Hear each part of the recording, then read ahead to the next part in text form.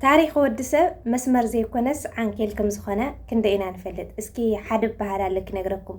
ምቹ ጊዜ ሰነፋት ሰባት ይፈጥር፣ ሰነፋት ሰባት ሕማቅ ጊዜ የምጽኡ፣ ሕማቅ ጊዜ ሓያላት ሰባት ይፈጥር፣ ሓያላት ሰባት ድማ ጽቡቅ ጊዜ የምጽኡ። ሰላማት ክብራት ቤተሰብ ድዋን ሚድያ ኣብ ዘለኹምዎ ሰላም ፍቕሪ ኩሉ ንዓኹም ክኸውን እናተመነኹ ናይ ሎሙዓንቲ ኣርእስቲ ብዛዕባ ዑደት ህይወት ወይ ከዓ ጉዕዞ ህይወት ዝብል እዩ። ምክንያቱ ታሪክ ይዳጋገም እዩ እሞ ንሕና ናይ ወለድና ዝመፀ ዑደት ወይ ከዓ ዝመፀ ጉዕዞ ለኣና ይፀልወና ዶ? ንሕና ኸ ንውሉድ ወለደና እንኸዶ ዘለና ጉዕዞ ይፀልዎም ደኢ ዝብል ኢና ክንርኢ ማለት እዩ።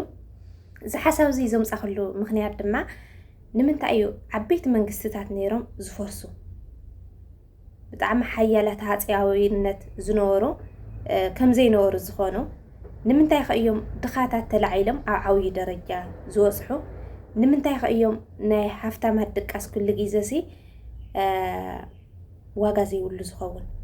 ማለት ሃፍታማት ነይሮም ሲ ናብ ውላዶምስ ዘይሓልፍ ሃፍቲ ማለት እዩ። ኣብኣቶም ጥራሕ ወለደይስ ከምዚ ነይሮም ዝበሃል ሲ ንምንታይ እዩ ዝብል ኢና ሎማዓንቲ ካልእን ትሕዝቶታት ክንድህሰስ ኢና። እዚ ድማ ከምቲ ልሙድ ብዛንታን ብግጥምን እየ ከቕርበልኩም። ምክትታልኩም ኣይፈለየና ክስካብ መጨረሻ ምሳና ፅንሑ። ነዚ ቻናል እዚ ሓድሽቲ ዝኾንኩም እውን ላይክ፣ ሰብስክራይብ፣ ሸር እናገበርኩም ኣበራታትዑና ክብለኩም ይደሊ። እታ ቀዳመይቲ ዛንታ ውድቀት እታ ዓባይ ሃፀያዊት ሮማ እያ ትብል።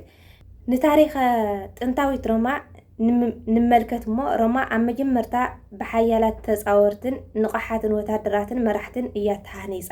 ንሳቶም ብብዙሕ መከራን ቃልስን ሓሊፎም እታ ዝዓበየት ሃፀያዊት መንግስቲ ዓለም ኣቆሙ። እዚ ሓያላት ሰባት ዘምፅዎ ፅቡቕን ምቹውን ጊዜ ነበረ።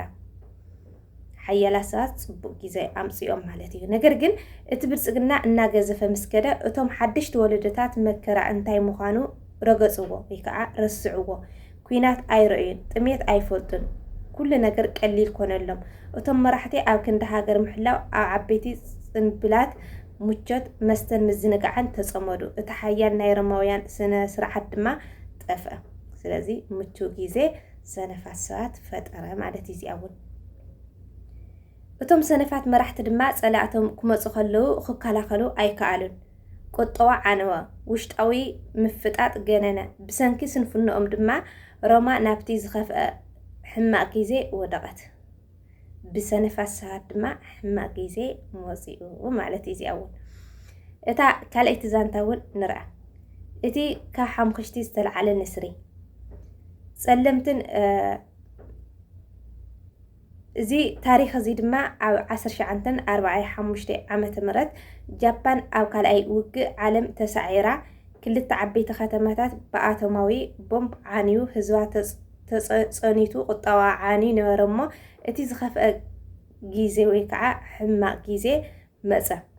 ነገር ግን እቲ ሕማቅ ጊዜ እዚ ንህዝቢ ጃፓን ኣየጥፍኦምን። ብኣንጻሩ ሓያላት ሰባት ፈጠረ። ሕማቅ ጊዜ ሓያላት ሰባት ፈጠረ እዚ እውን ማለት እዩ። እቶም ካብ ሓሙኽሽቲ ዝተረፉ ጃፓናውያን ድማ ንግሆ ተንሲኦም ሃገሮም ክሃንፁ ቆረፁ። ብትግሃትን ብስነ ስርዓትን ብዘይዕረፍትን ሰርሑ እሞ ፍልጠት ኣክቡ፣ ቴክኖሎጂ ኣምፅኡ። እቶም ኣብቲ ሕማቅ ጊዜ ዝተወለዱ ሓያላት ሰባት ድማ ንጃፓን ኣብ ውሽጢ ውሕዳት ዓሰርተታት ዓመታት ካብ በረኻ ናብ ሓንቲ ካብ ዘመናውያን ሃፍታማትን ሃገራት ዓለም ቀየሩ እሞ ንወለደታቶም ፅቡቕን ምቹውን ጊዜ ኣምፅኡ። እዚ እውን ሓያላት ሰባት ፅቡቅ ጊዜ ኣምፅኡ ማለት እዩ። ተሳልሰይቲ ዛንታ ማለት እየ። እቲ ብሉፅ ናይ ኣቦን ወድን ምስላ ሓደ እዋን እዩ። ሓደ ካብቶም ዓበይቲ መስረቲ ድዋይ ዝነበሩ ሼክ ራሺድ ብዛዕባ መፃኢ ሃገር ክሕተቱ ከለዉ ከምዚ ኢሎም ነይሮም። ኣቦ ሓጎይ ብጊመል ይጓዓዝ ነይሩ፣ ኣቦይ እውን ብጊመል ይጓዓዝ ነይሩ። ኣነ መስረድስ ድማ ብመስረድስ ይዘውር ኣለኹ ወይ ድማ ላምቦርጊኒ ይዘውር ኣሎ። ነገር ግን ወዲ ወደይ ምናልባት ተመሊሱ ብጊመል ክጓዓዝ ይኽእል እዩ።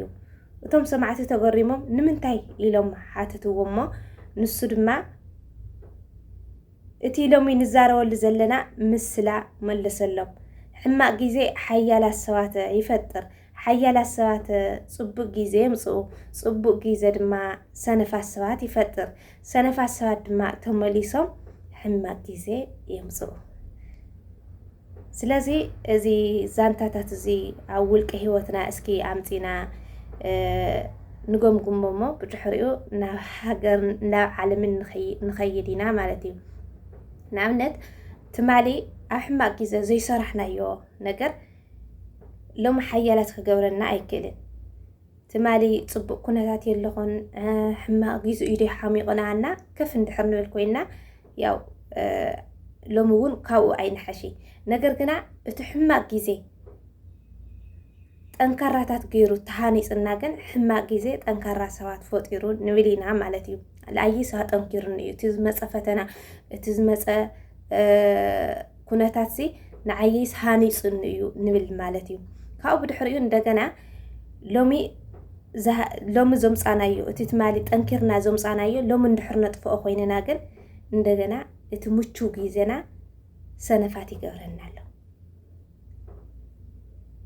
እንደገና ሌላ እቲ ስንፍና ልበዓልትና እዩ ልጎደና ማለት እዩ። ወይ ከዓ ንፅባሕ ንወልዶም ደቅና እንድሕር ሎሚ እቲ ዘምፃናዮ ነጥፍኦ ኮይንና ንፅባሕ ወለደና እውን ካባና ኣይመሃሪ ወይ ከዓ ሎሚ ዝሃነፅናዮ ልውላድና እውን ከምዚ ገይረ ኣምፅዮ እየልና እንድሕር እቲ ሜላ ዘየመሓላለፍናሎም ኮይንና ግን ንሳቶም እውን ኣብቲ ናይና ሃፍቲ ነዊሮም ከጥፍእዎ እዮም ምቹ ግዜ ሰነፋት ክገብሮም ማለት እዩ። ካብኡ እቲ ስንፍና እውን እንደገና ናብ ውላዶም የመሓላልፍዎ እሞ ውላዶም እውን ሕማቅ ግዜ እናበለ እናማረረ ይኸይድ። ስለዚ ኣብ ሃገርና እውን ክንሪኦ ከለና ኣብ ዓድና እውን ክንሪኦ ከለና ትማሊ ኣቦታትና ተቃሊሶም ኣምፅኦም ብድሕሪኡ ተቃሊሶም ምፅኡ እቲ ቃልሲ ያው ከፍ ኢሎም ማለት እዩ። ተቃልሲ ሰላም ምስ መፀሲ ተዘናጊዖም ብድሕሪኡ ድሕሪ ምዝንጋዕ ያው ርእይዎ ኩናት መፅኡ ማለት እዩ።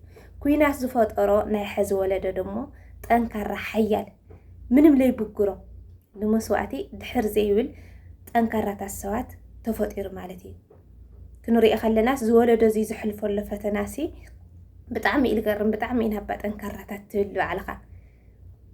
ስለዚ እዚ ጥንካረ እዚ ደሞ ምቹው ግዜ ክንፈጥር ኢና ርግፅ እዩ። ኩሉ ነገርስ ዑደት እዩ ዓንኬል እዩ ሃምኡ ኢሉ ንነብር የለይ እናተዘዋወረ እዩ ዝኸይድ ማለት እዩ። እቲ ምቹው ግዜ ዝነበረ እንደገና ሕማቅ ክኸውን እዩ። እቲ ሕማቅ ዝነበረ እቲ ኣፀጋሚ ኩነታት ዝነበረ ድሞ ፅቡቅ ግዜ ንክመፅእ ንሕና ተጠንኪርና ኢና ሞይ ሎሚ ኣብ ምንታይ ኩነታት ኢና ዘለና እስኪ ካብ ህይወትና ካብ ውልቂ ህይወትና ንጀምር ንመርምራ ነፍስና እሞ ብድሕሪኡ ዓድና ከመየላ ከመይ ከኣ ክትኾን ትኽእል ሕማቅ ግዜ ተልዩ ፅቡቅ ግዜ ንምምፃእ ንሕና ሓያላት ተኮይንና ኢና ኢልና ክንሓስብ ይገብረና እዩ ኢለ እየ እዛ ርእስቲ እዚኣ መሪፀ እያ ብግጥሚ ወሉ ክሰናበተኩም እየ።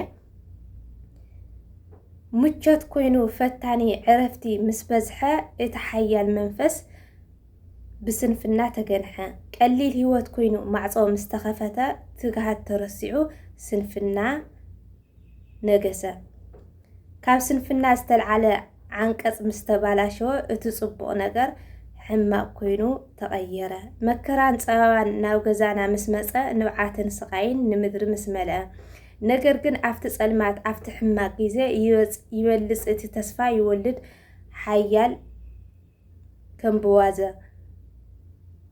መከራ ዘየንበርክኾ ፅንዓት ዝተዓጠቐ ካብ ሓዊ ተፈቲኑ ከም ወርቂ ዝደመቐ እቶም ሓያላት ሰባት ተላዒሎም ክሰርሑ እቲ ፀልማት ቀዲዶም ፅቡቅ ግዜ ይፈጥሩ እዚ እዩ ተዓንኬል ዘየቋርፅ ናይ ዓለም ሎሚ ሓያል ኩን እምበር ፀልማት ኣይነብርን ንዘለዓለም